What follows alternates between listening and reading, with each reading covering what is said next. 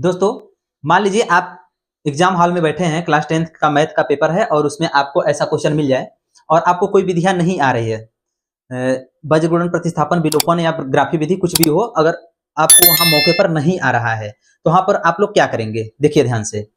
करेंगे क्या? समीकरण एक को पहले हम लोग उठाएंगे, लिखेंगे क्या? 5x प्लस वाई बराबर 16, जो भी समीकरण आपका है लिखेंगे और इसके बाद अब इसको पक्षांतर उधर करेंगे, y बराबर ले लेंगे। अगर आपको सुविधा अनुसार आप x बराबर भी ले सकते हैं, ठीक है। x बराबर लेंगे तो थोड़ा सा डिफिकल्ट हो सकता है कैलकुलेशन में, ठीक। ये हो गया समीकरण 3। समीकरण 2 ऑलरेडी है तो समीकरण 3 हो जाएगा। अब समीकरण 2 से लेते हैं। समीकरण 2 क्या है? 3x प्लस वाई बराबर 10, और इसको जब y बराबर लेंगे तो क्या मिलेगा हमें?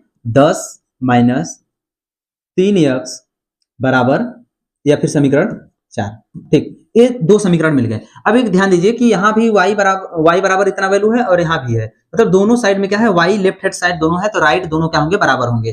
तो हम लोग समीकरण 3 और 4 से लेंगे, तो समीकरण 3 और 4 से लेंगे तो 10 माइनस 3x बराबर 16 माइनस 5x, ये तो ले सकते हैं आराम से, दाहिने साइड का दोनों बराबर ही होगा। अब उसके बाद हम लोग लेंगे क्या? इसको इधर लाएंगे तो मिलेगा 2x बराबर क्या मिलेगा? इसको उधर ले जाएंगे तो मिलेगा 6, ठीक। 16 में से 10 घट जाएगा 6, और x बराबर क्या मिलेगा? 6/2 मतलब 3।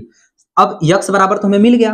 अब x बराबर मिल गया तो x का मान जो होता है, समीकरण आप चाहे 3 में रखो या फिर 4 में रखो, दोनों आराम से एकदम निकल जाएगा। देखो y बराबर क्या मिलेगा?